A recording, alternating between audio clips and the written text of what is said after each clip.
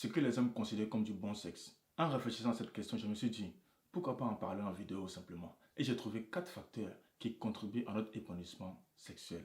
Sans plus tarder, nous allons vérifier ces 4 facteurs maintenant. Mais avant de vous donner ces 4 facteurs, il est important que nous soyons dans le bon cadre, que nous soyons sur la même longueur d'onde. Donc je suppose que nous parlons d'une relation entre toi et ton partenaire, pas d'un trio.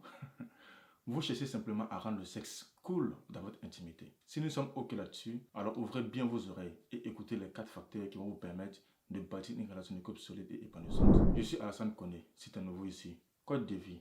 Spécialisé dans les relations de couple, j'accompagne les hommes et les femmes à se bâtir une relation de couple solide et épanouissante. Si cette thématique te parle, si ce sujet t'intéresse, je t'invite à t'abonner sur ma chaîne pour agrandir la communauté et surtout à mettre un pouce bleu pour m'encourager à apporter de la valeur et des contenus similaires qui vont te permettre de bâtir une relation de couple solide et épanouissante. Maintenant, plongeons dans le sujet fascinant de ce que les hommes recherchent au lit. Et reste avec moi jusqu'à la fin. Il y a des pépites qui vont te permettre de te bâtir une relation de couple solide. Alors le premier facteur pour un bon rapport sexuel pour un homme est la fréquence. Il y a une étude publiée dans les Archives of Sexual Behavior qui démontre qu'il existe une corrélation positive entre la fréquence des rapports sexuels et la satisfaction sexuelle. Les participants qui ont participé à cette étude affirment que les rapports sexuels les plus fréquents dans le couple nous mettent dans la bonne énergie et aussi dans une satisfaction étonnante dans la relation de couple. Alors dis-moi, combien de fois vous faites l'amour dans votre couple? Un instant, je sors mon calendrier pour faire un petit calcul. Certains hommes ont envie de faire l'amour plusieurs fois par jour, plusieurs fois dans le mois.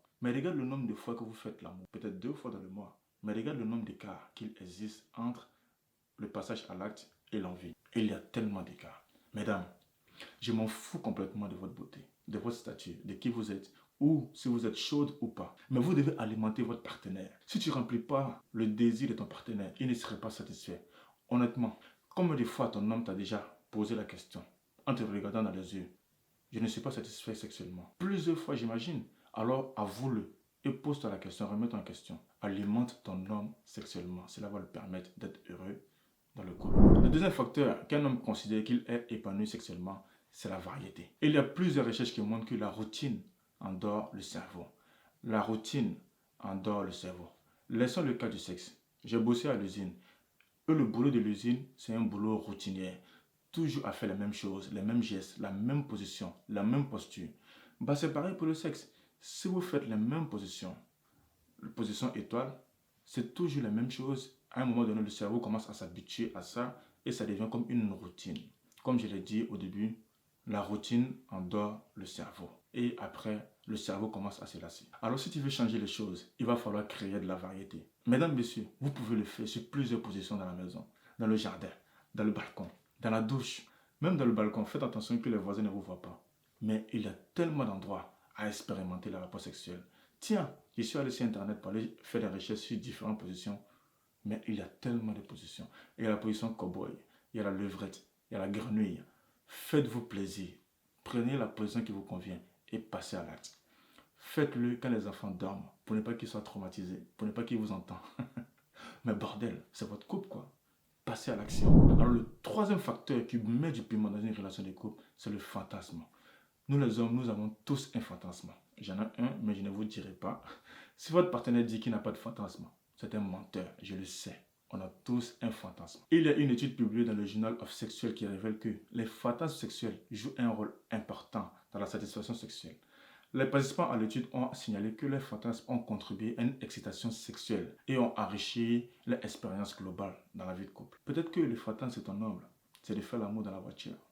Peut-être que le fantasme de ton homme, c'est de faire l'amour dans les toilettes, dans l'avion, quand vous voyagez. Peut-être que le fantasme de ton homme, c'est de faire l'amour dans le jardin. Ou peut-être que il voudrait que tu t'habilles comme une infirmière française pour que vous faites l'amour. Ou peut-être que il voudrait que tu sois sa secrétaire particulière. Ou il kiffe la lingerie. Nous avons tous un fantasme. Beaucoup de personnes me demandent, mais comment savoir le fantasme de mon homme? Mais ma cocotte, pose-lui la question quand même. Demande-lui, quel c'est ce fantasme? Même s'il est pédique au début, c'est ok. Mais reviens à la charge. Pose-lui la question. Quels sont tes fantasmes? J'aimerais savoir. J'aimerais donner du piquant dans notre relation. J'aimerais que notre relation avance. Dis-moi, quel est ton fantasme? Moi, j'avais un fantasme de faire l'amour à la plage. Je l'ai expérimenté, je l'ai fait. Et nous avons kiffé. Allez chercher. Soyez honnête avec vous-même. Peut-être que toi-même, tu as un fantasme. Communique-le à ton mari. Dis-lui ouvertement. Même s'il est un peu fermé, envoie-lui des petits messages, des petits signaux. Les fantasmes mettent un gros piquant dans la relation. Je vous invite à l'expérimenter. Le quatrième facteur qui contribue à l'épanouissement sexuel, c'est l'intensité. Voici ce que je veux dire par intensité. En tant qu'homme, nous sommes câblés pour pouvoir réaliser quelque chose de grand. Nous sommes câblés pour pouvoir créer et aussi remplir la tête des hommes et des femmes. Nous donnons de l'importance au sexe. Nous voulons que cela soit bien fait. Même si par moment, la performance n'est pas au rendez-vous, on est d'accord. Par moment, on est nul, on le sait. Mais nous adorons prendre du plaisir. Nous apprécions aussi que vous preniez du plaisir avec nous. Nous aimons que vous kiffez la manière dont nous le faisons. Alors mesdames, plus vous pouvez montrer de l'intensité, vos émotions pendant l'acte, nous prenons du plaisir. Nous nous sentons fiers de nous, comme si nous venions de gagner la Coupe du Monde. Plus cela nous donne du plaisir et on a l'impression que nous avons accompli quelque chose de grand. Nous avons l'impression de faire un travail excellent.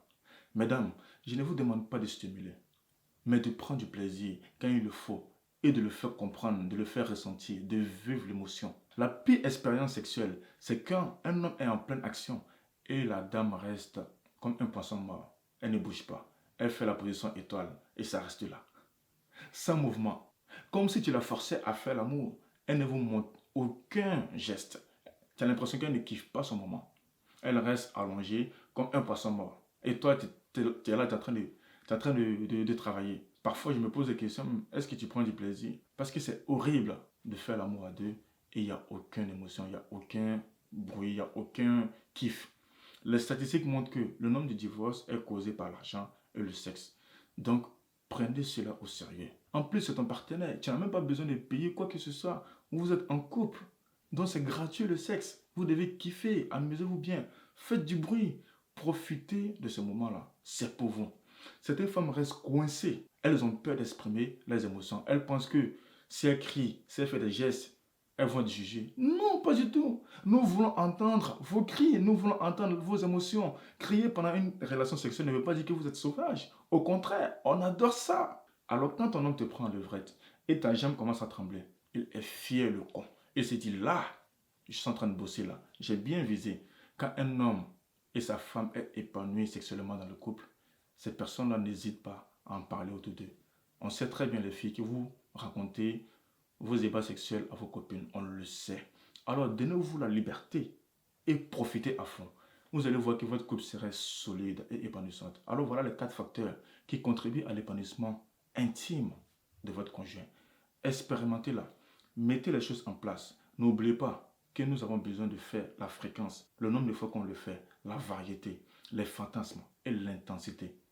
Allez-y au travail. Je suis curieux de voir ce que vous allez expérimenter. Je suis curieux de voir ce que vous allez mettre en place dans votre vie de couple. Je suis aussi curieux de savoir quels sont les facteurs qui vous permettent d'avoir un couple épanouissant. Dites-le moi en commentaire. Je serai très très heureux de voir vos commentaires, ce qui vous donne envie de passer à l'acte. Quelles sont les variétés que vous mettez en place pour avoir un couple épanouissant sexuellement. Prenez soin de vous. N'hésitez pas à vous abonner à la chaîne pour plus de valeurs, pour plus de contenu de ce genre. Prenez soin de vous. À très vite.